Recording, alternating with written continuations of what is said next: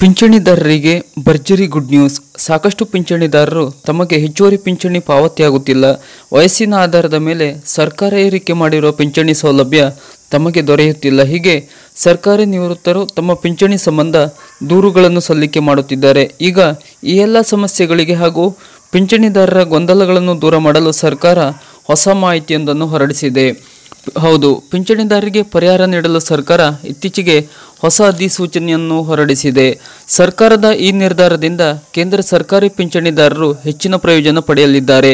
ಕೇಂದ್ರ ಸರ್ಕಾರವು ಈಗ 80 ವರ್ಷ ಮತ್ತು ಅದಕ್ಕಿಂತ ಹೆಚ್ಚಿನ ವಯಸ್ಸಿನ ಪಿಂಚಣಿದಾರರಿಗೆ ಹೆಚ್ಚುವರಿ ಪಿಂಚಣಿಯ ಪ್ರಯೋಜನವನ್ನು ಒದಗಿಸಲಿದ್ದಾರೆ.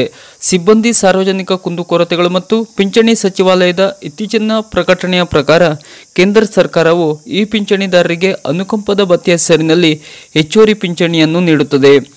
ಕೆಲವು ತಿಂಗಳ ಹಿಂದೆ ಪಿಂಚಣಿ ಸಚಿವಾಲಯವು 80 ವರ್ಷ ದಾಟಿದ ಕೇಂದ್ರ ಸರ್ಕಾರಿ ನಾಗರಿಕ ಸೇವೆಗಳ ನಿವೃತ್ತ ಉದ್ಯೋಗಿಗಳಿಗೆ ಪಿಂಚಣಿ ಕುರಿತು ಹೊಸ ಮಾರ್ಗಸೂಚಿಗಳನ್ನು ಹೊರಡಿಸಿತು.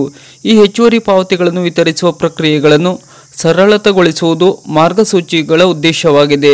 ಸಿಸಿಎಸ್ ನಿಯಮಗಳು 2021ರ ನಿಯಮ 44ರ ಉಪನಿಯಮ 6ರ ನಿಬಂಧನೆಗಳ ಪ್ರಕಾರ ನಿವೃತ್ತ ಸರ್ಕಾರಿ ನೌಕರರು 80 ವರ್ಷ ಅಥವಾ ಅದಕ್ಕಿಂತ ಹೆಚ್ಚಿನ ವಯಸ್ಸನ್ನು ತಲುಪಿದ ನಂತರ ನಿಯಮಗಳ ಅಡಿಯಲ್ಲಿ ಪಿಂಚಣಿ ಮತ್ತು ಅನುಕಂಪದ ಭತ್ಯೆಯನ್ನು ನೀಡಲಾಗುತ್ತದೆ.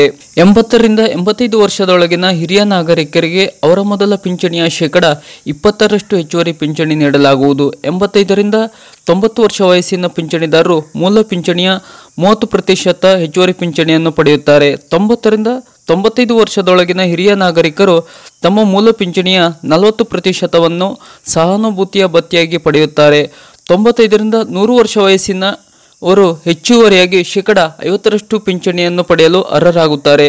100 ವರ್ಷ ಅಥವಾ ಅದಕ್ಕಿಂತ ಹೆಚ್ಚಿನ ವಯಸ್ಸಿನ ಪಿಂಚಣಿದಾರರು ಮೂಲ ಪಿಂಚಣಿಯ 100%ವನ್ನು ಹೆಚ್ಚುವರಿ ಪಿಂಚಣಿಯಾಗಿ ಪಡೆಯುತ್ತಾರೆ.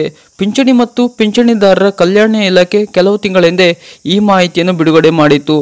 ಪಿಂಚಣಿದಾರರು ನಿಗದಿತ ವಯಸ್ಸನ್ನು ತಲುಪಿದ ಮೊದಲ ದಿನದಿಂದ ಹೆಚ್ಚುವರಿ ಪಿಂಚಣಿ ಅಥವಾ ಅನುಕಂಪದ ಭತ್ಯೆ ಜಾರಿಗೆ ಬರಲಿದೆ ಎಂದು ಪಿಂಚಣಿ ಮತ್ತು ಪಿಂಚಣಿದಾರರ ಕಲ್ಯಾಣ ಇಲಾಖೆಯು ಅಧಿಸೂಚನೆಯಲ್ಲಿ ತಿಳಿಸಲಾಗಿದೆ.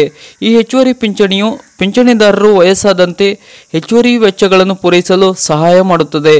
ಪಿಂಚಣಿ ಮತ್ತು ಪಿಂಚಣಿ ವಿತರಣೆಯಲ್ಲಿ ತೊಡಗಿರುವ ಎಲ್ಲ ಇಲಾಖೆಗಳು ಮತ್ತು ಬ್ಯಾಂಕ್ಗಳಿಗೆ ಹೊಸ ಪಿಂಚಣಿ ಮಾರ್ಗಸೂಚಿಗಳ ಬಗ್ಗೆ ಮಾಹಿತಿಯನ್ನು ಪ್ರಸಾರ ಮಾಡಲು ಸೂಚನೆಯನ್ನು ನೀಡಲಾಗಿದೆ. ಇದು ಎಲ್ಲ ಅರ್ಹ ಪಿಂಚಣಿದಾರರು ವಿಳಂಬವಿಲ್ಲದೆ ತಮ್ಮ ನಿಯಮಿತ ಪ್ರಯೋಜನಗಳನ್ನು ಪಡೆಯುವುದು ಖಚಿತಪಡಿಸುತ್ತದೆ ಎಂದು ಪ್ರಕಟಣೆಯಲ್ಲಿ ತಿಳಿಸಲಾಗಿದೆ. ಇದು ಪಿಂಚಣಿಗೆ ಸಂಬಂಧಪಟ್ಟಂತ ಹೊಸ ಅಪ್ಡೇಟ್. ಈ ಥರದ ಹೊಸ ಮಾಹಿತಿಗಳಿಗಾಗಿ ಹಾಗೂ ಸರ್ಕಾರದ ಸಂಬಂಧಪಟ್ಟ ಹೊಸ ಅಪ್ಡೇಟ್ನ ಮಾಹಿತಿಗಳಿಗಾಗಿ ನಮ್ಮ ಚಾನಲನ್ನು ಸಬ್ಸ್ಕ್ರೈಬ್ ಮಾಡಿ ನಮ್ಮನ್ನು ಬೆಂಬಲಿಸಿ. ನಮಸ್ಕಾರ.